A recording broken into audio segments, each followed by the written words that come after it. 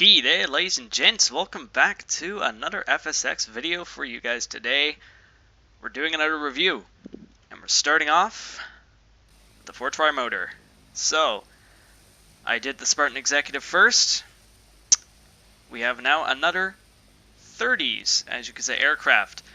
This is the Ford Tri-Motor, the all-metal aircraft built by the Ford Motor Company. This was Ford's only and first aircraft, and it was used and first built actually in 1926, and used all the way up until I think a little bit after the Great Depression. There's actually still some of these particular aircraft flying still today. So this is the all-metal aircraft I was talking about. Everything, like all the frame, engines, this is all metal. Everything on this aircraft is metal, besides the tires, because those are rubber, of course. The propeller is even made of metal. Everything on this aircraft is made of metal. Now, you do have some wood and padding in the interior, but we're talking about like the outside frame. Everything is made of metal. So, before we take off, let's do some quick little history, because you know what? I'm that much of a nerd. So, just to give you guys like a little insider background history of the aircraft. As I said, it was built in 1926. Some were built in 1928. This particular model is a 1928 model. Now, I did mention this is the only aircraft Ford ever made. That does not mean that they didn't have different variants, but they pretty much looked all the same, but this is the one that was built in 28. It had three, as you can see. 420, 420, all the way. 420 horsepower engine, so each engine 420 horsepower each, as they would say. Some would say that it has 200 horsepower each, all depending on what kind of variant of model.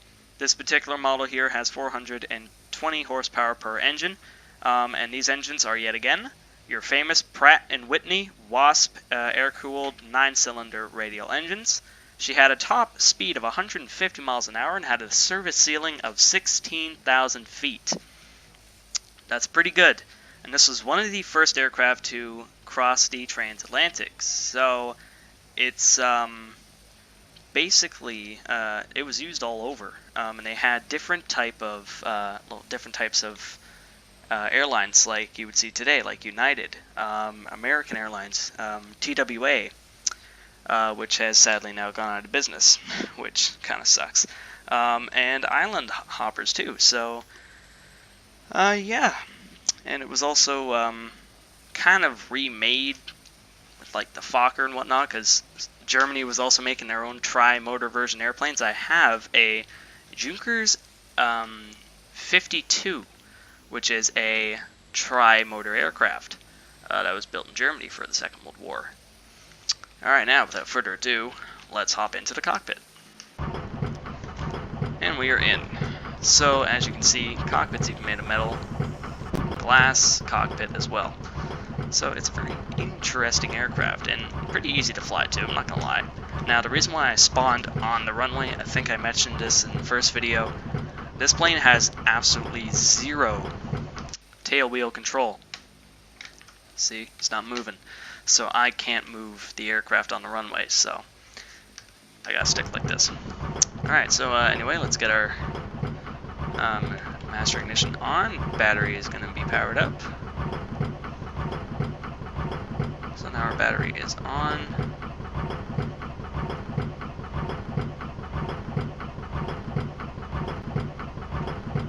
Lights. Okay. Fuel mixture is at full rich. Also, these were car wheels. Probably from, I don't know, a Ford. Like a friggin'. And that right there, that is your parking brake.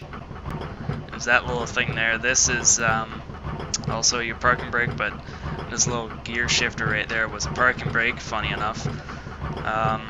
Alright, let's get ourselves started up here. So, let's see. Alright, engine 1 powering up. Let's get engines 2 and 3 powered up here. Switch our magnetos to all. And engine number 2 powered up. And engine number 3 coming online. Alright, so we are now ready. Get moving.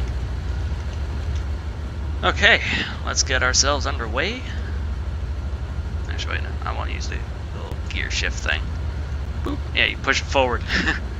Alright, let's get ourselves moving. We also, I don't think this aircraft has flaps. Nope. So we're flying without flaps here. Alright, let's throttle 100%. And RPM is in the green, as you can see. Alright, we're going up. So yes, this was actually one of the first aircraft to make a transatlantic crossing. Pretty awesome, right? It also kind of sucks. This airplane, since its engines, they're not even covered. They're just out to the elements. And you don't have any soundproofing. So when you're sitting back there, it's loud. Probably loud already, but yeah. Alright, let's rotate here, and we are up and running. Alright, beautiful. So let's simple climb.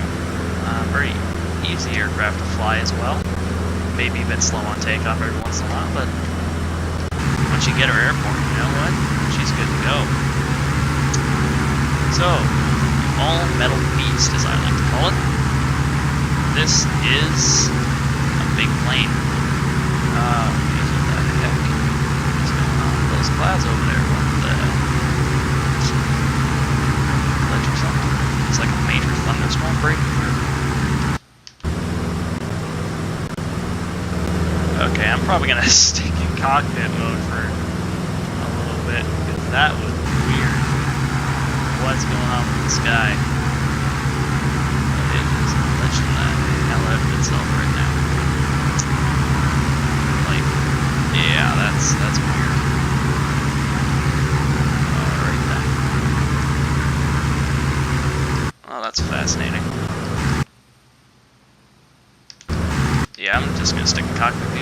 So yeah, anyway, ignore the sky fucking up. So as I was saying, this is a very easy plane to fly. You can get this particular plane on Flyaway Simulation. And I'm pretty sure. Oh, by the way, this also comes with a lot of variants. It comes with variants with textures. It comes with United Airlines, TWA, American Airlines, I think as well. Island Hopper. This particular texture right now, and then Army paints, like, because this aircraft is using the U.S. Army Corps, and probably just all over a bunch of other places. But yeah, this aircraft may be slow, but think about that. This aircraft made a transatlantic crossing. Like that's pretty good for a plane like this. Oh, look at that. This guy's not dying. Okay. So yeah, you could have about 14 to 11 people sitting in this plane, and you had a crew of 2. As a dimension surface ceiling of about 16,000 feet. 16,000 would probably be your highest that you want to go. Had no flaps at all. As you can see, flaps are non-functional on this plane. They didn't really need them because of how slow it was. And you're probably thinking, well, wouldn't a metal plane just be a bad idea? Not really. Now you may think that because, you know, this aircraft was pretty heavy, because you would imagine it's made of metal. All metal, besides the interior. Even the interior was a good metal too, and wheels and tires. But no, this thing flew just fine. It's flying just fine in this game.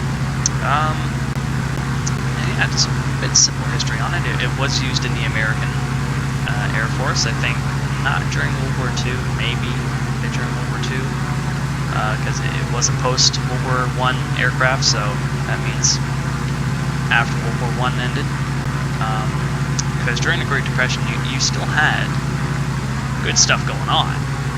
Like, sure, there was a hell of a lot of poverty, but you still had economy going up, and by the time it was 1928, 1926, you know, it was slowly getting a grip, but still, you had 10, 20 more years of just bad stuff.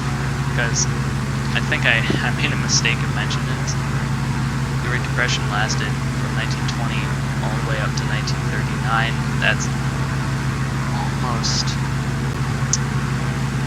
20 years, actually. Like, that's 19 years. That's a long ass time. So, yeah, but you still had things going on.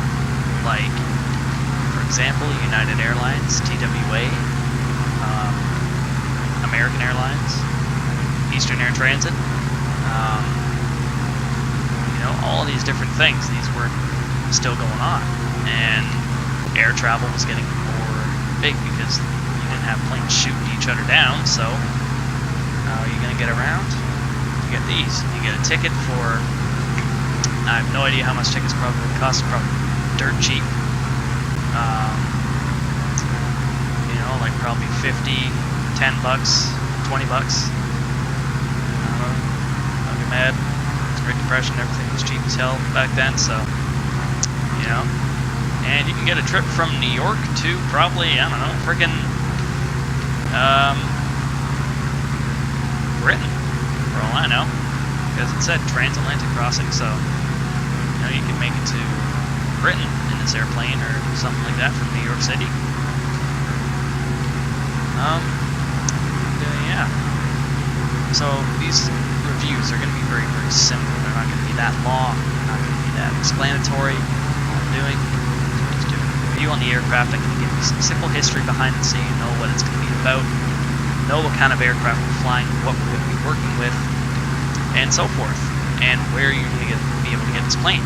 So go to flywaysimulation.com or simvation.com. I'm pretty sure they definitely would have one of these, probably even a bit better looking. And you go down there, you type up Ford Tri-Motor, so you just put Ford space Tri, then like a dash, motor, so Ford space Tri, dash, no space, probably wouldn't matter, just put motor, and then you'll find tons of these, and these were famous planes, so definitely could be very hard to miss. So,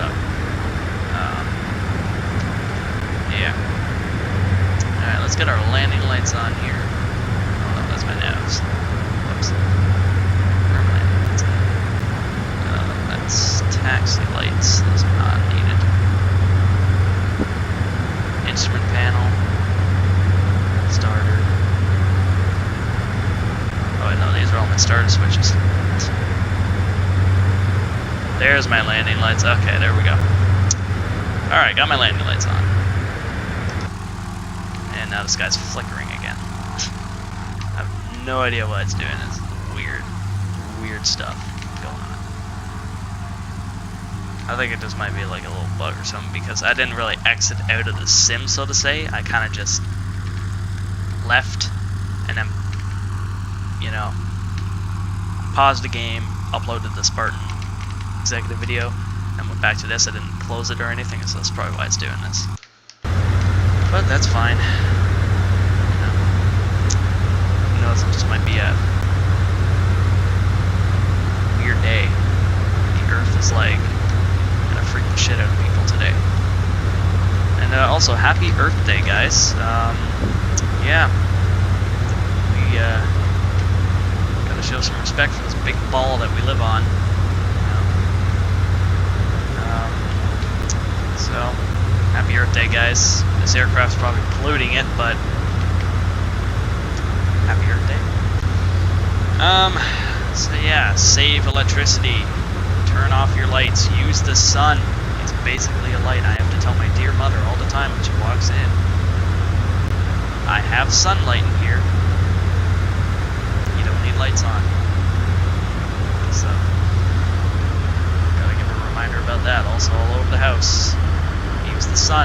it's natural light. You don't gotta be wasting the electricity bill. And there's sun beaming through the windows.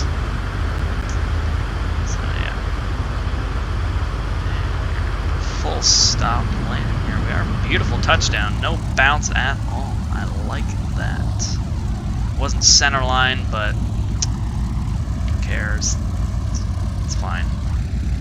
Alright, now we're going to have to make a full stop on the runway because, like I previously mentioned, I can't use my tail wheel at all. It's garbage. So, yeah. So tail wheel does not work at all. Sadly.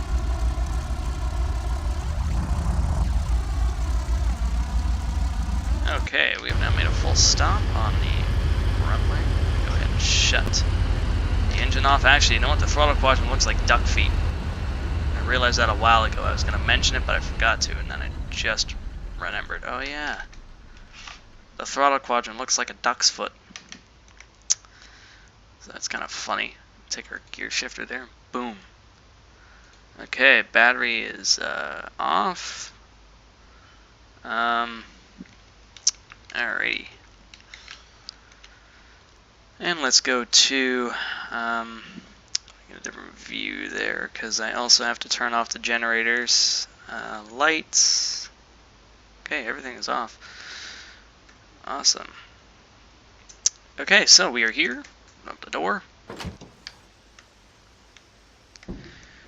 Alright guys, well, thank you so much for sticking around. If you guys did enjoy this video, do make sure to leave a like and frickin' beat up that subscribe button for me. And join the Midnight Assassin Creed family, I guess. I don't know.